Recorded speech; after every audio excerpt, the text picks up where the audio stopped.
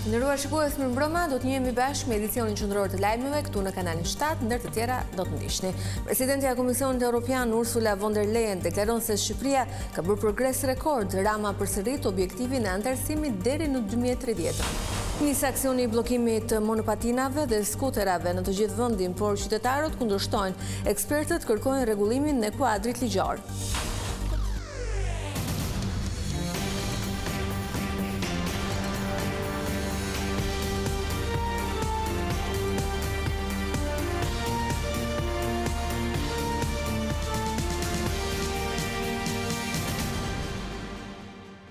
Vjojmë gjërësisht. Presidentja e Komisionit Evropian Ursula von der Leyen deklaroi këtë të hënë në Tiranë se Shqipëria ka bërë progres rekord në rrugtimin drejt Bashkimit Evropian. Ajo tha se hapja e kapitujve në një periudhë kaq të shpejtë është e merituar. Në konferencën e përbashkët për shtyp me von der Leyen, kryeministri Rama përsëriti vendoshmërinë e qeverisë për antarësimin e vendit brenda vitit 2030. Rekordi i Shqipërisë për hapjen e grup kapitujve mund të pasqyrohet edhe për mbylljen e tyre, nëse vendi ynë vijon të zbatojë reformat e kërkuara.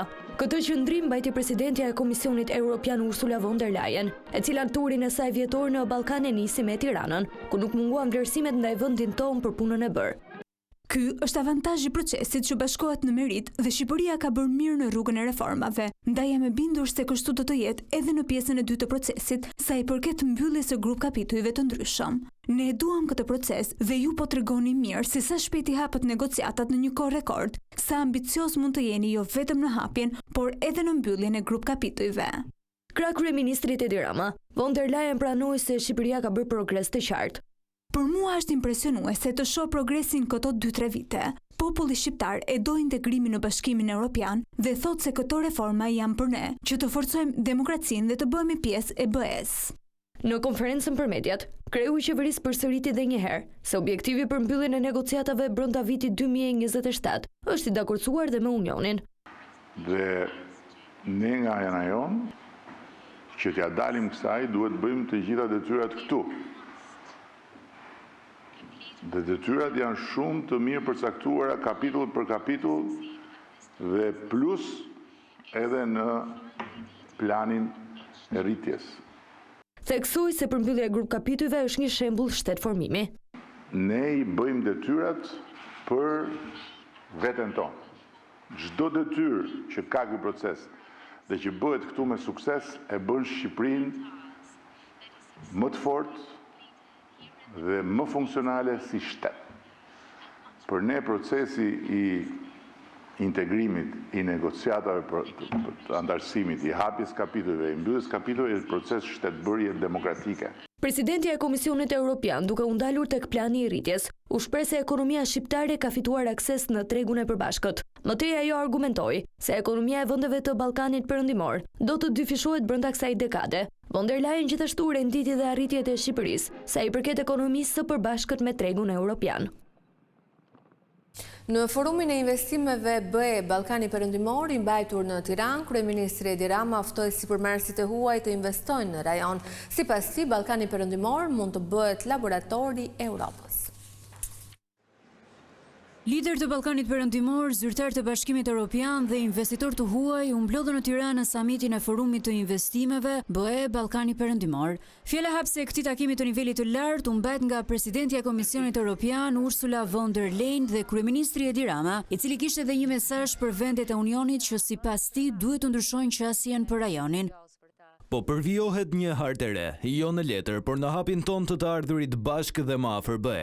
Fluksi turistëve dhe investimet europiane janë një zgjimi një ideje të thjesht, por të fuqishme, që Ballkani Perëndimor nuk është obor i pasëm i Evropës dhe as lagja e tij e dorës së dytë, por një horizont i ri, një horizont që Evropa mund të rizbulojë shkathtësinë, oreksin e saj dhe dashurinë për jetën dhe paqen. Sa i përket investimeve të Unionit, kreu i qeverisë shqiptare theksoi se Ballkani Perëndimor është vendi ideal për të ndërtuar të ardhmen. Nuk duhet shumë shkencë për të kuptuar që Ballkani Perëndimor mund të bëhet laboratori i Europës për të testuar dhe për të provuar të ardhmen. Le të themi troç, Europa nuk e ka luksin që të varet nga ajo që nuk e kontrollon. Duhet të kthejmë potencialin në qëllim dhe të kthejmë këtë rajon në zonën e transformimit të Evropës. Në panelet e këtij takimi të nivelit të lartë morën pjesë investitorë nga vende të ndryshme, mes tyre ishte edhe CEO i Concord Investment Artan Dulaku.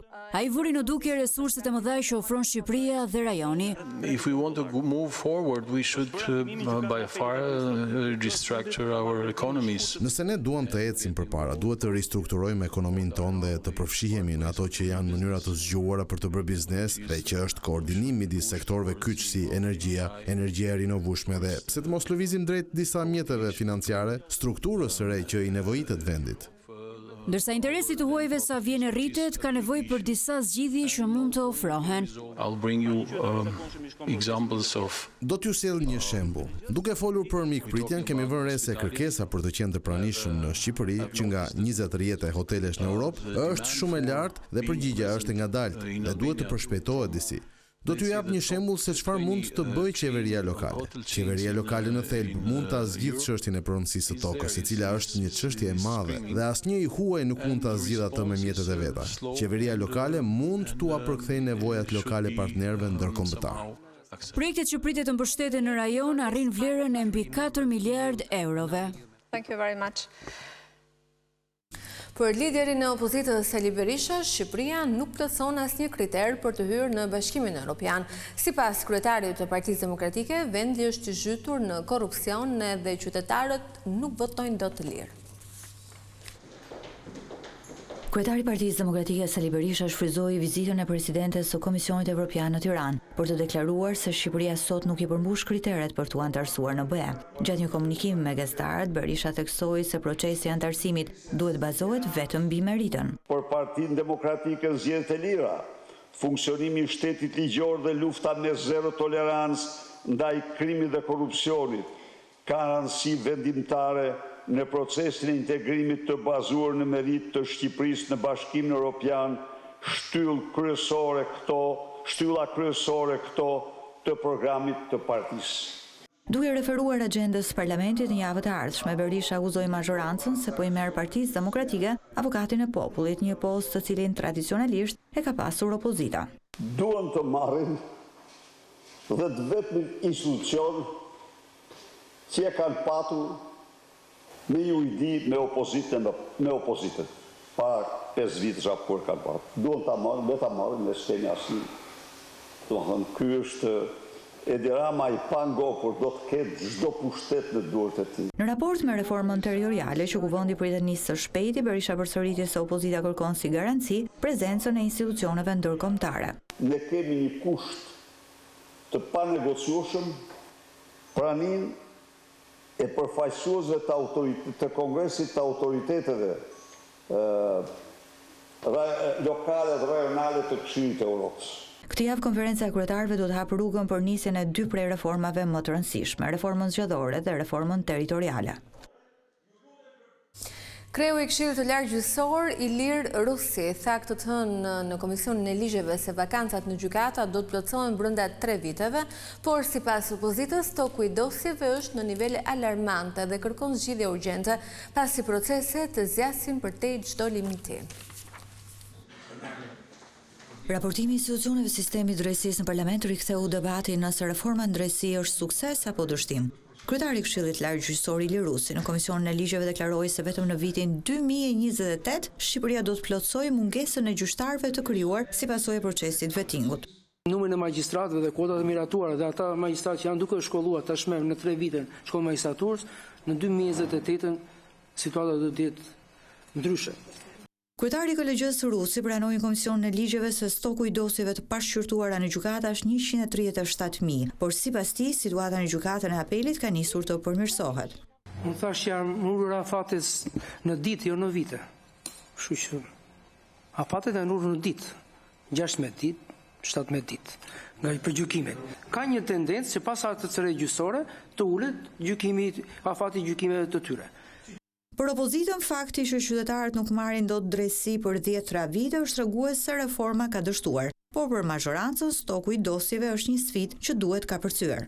9.85 gjyqtare kemi neve faktin sot për 100.000 banor. Kështu është në raport. 21.9 gjyqtar e ka mesatarja europiane. Pra jemi aty ku thret qamet jemi në lidhje me këtë aspekt. Kështu që nuk ka asnjë lloj çudie që dikush do të presi 30 vjet për një çështje gjyqësore. Reforma në drejtësi nuk mund të arrihet në konkluzionin e gabuar që ka dështuar duke u kacavirur dhe duke u kapur pas elementëve të caktuar. Backlogu në 137.000 dosje, ju e thatë ka ekzistuar në gjykatën e apelit të gjykatës administrative edhe përpara reformës. Por sot me backlog po përballen shtete moderne në Europën ku ne duam shkojmë. Prej vitesh tashmë opozita ka deklaruar se reforma në drejtësi ka dështuar e ajo këmbgul se duhet bërë një reformë re me asistencën e Komisionit Venecias.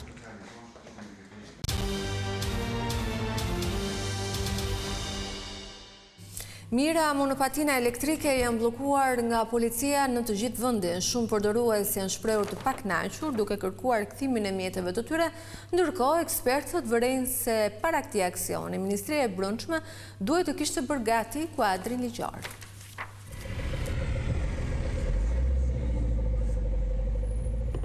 Nga e hëna 13 tetor, Ministria e Brendshme ndaloi përdorimin e monopatinave.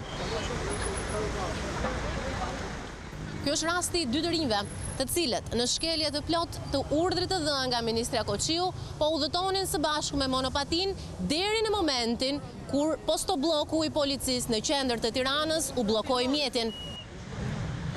Eksperti Islam Qibini është i mendimit se do duhej një draft ligjor përpara se të bllokoheshin mjetet. Pavarësisht se që ndalohen lëvizja atyre, por duhet të kemi një kuadër ligjor, i cili mungon aktualisht. Këto mjete përfshihen midis mjeteve që të riqen me dorë nga njeriu, mjetet që të gjen me kafsh, biçikleta dhe ciklomotor. Ky është një mjet që bën pjesë midis biçikletës dhe ciklomotorit. Pra duhet futet në kategorizimin e mjeteve rrugore. Por si do t'i kontrolloj policia monopatinat? Janë mjete që kanë një motor elektrik deri në 25 kuaj fuqi dhe gjenerojnë një shpejtësi, gjeneron një shpejtësi deri në 25 km/h. Në rast se kalon mbi 25, këto mjete vetë stakohen, ndalojnë në vend. Pra, në 2 momente ndalojnë këto mjete, kur janë të fikur ose kur gjenerojnë shpejtësi më të madhe se 25 km/h. A e realizojnë këto monopatina këtë kërkesë që këtu policia këtu duhet kontrolloj, të bëj kontrollin e parë dhe t'i bllokoj këto mjete.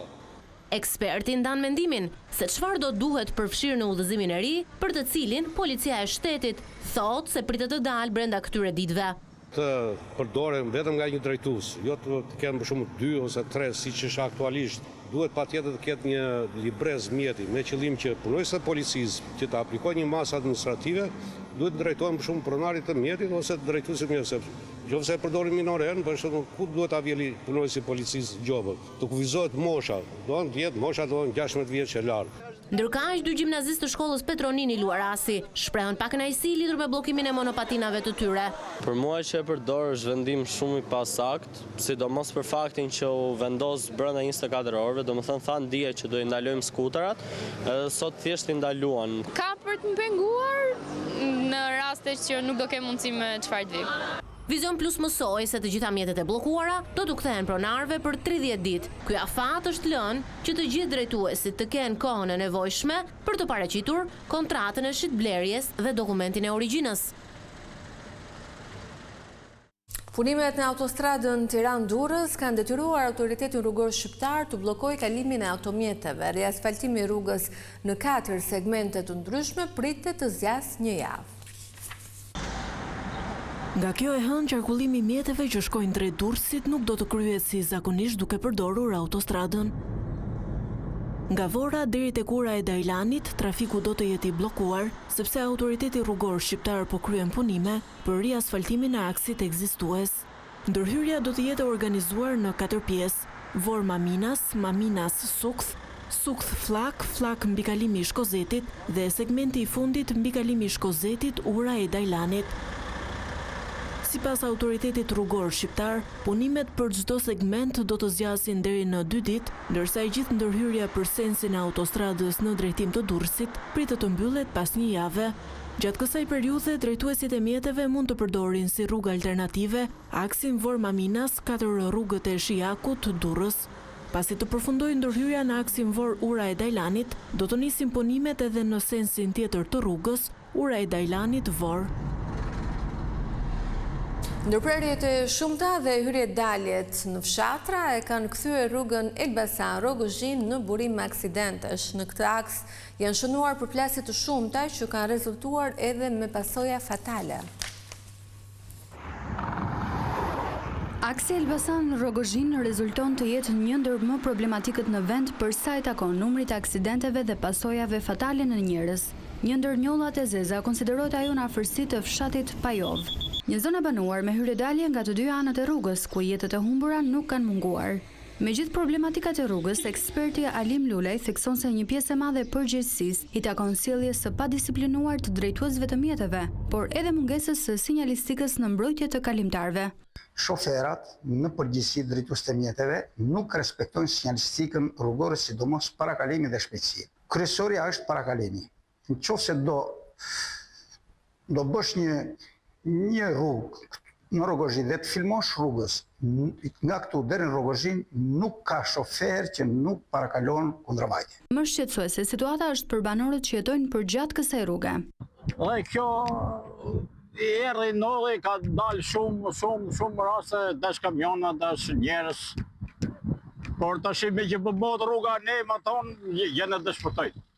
Vuni gjysëm bloku këtu për në trotuar këtu këtë rruga këtu. E vun për gjysëm. Asa ne, as te do të vishin 2 kordona që komplet rrugët të.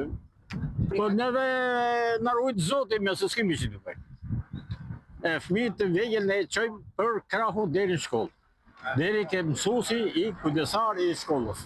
Pakën të kështë bëtë plot, se s'mund të hëmi të hekje që të nalot i që shpesia, se këto është shkolla. Fëmijët janë në lëvizje shumë, me fjallë. Edhe fëmijët që vraj që e pafajshëm, që mund në vashtë, me fjallë, që e pafajshëm. Në dalje të Peshinit, në fshatin Gjocaj është një tabel që të orienton drejt fshatit, por ky kryqëzim konsiderohet ndër më të rrezikshmit, sidomos për ata që futen në rrugën kryesore. Aksi Elbasan-Peshin-Rogozhin pritet të jetë më i sigurt vetëm pas përfundimit të korridorit të 8. Tu kemi përfunduar, në falenderoj për vëmendjen, bashkë natën e mirë.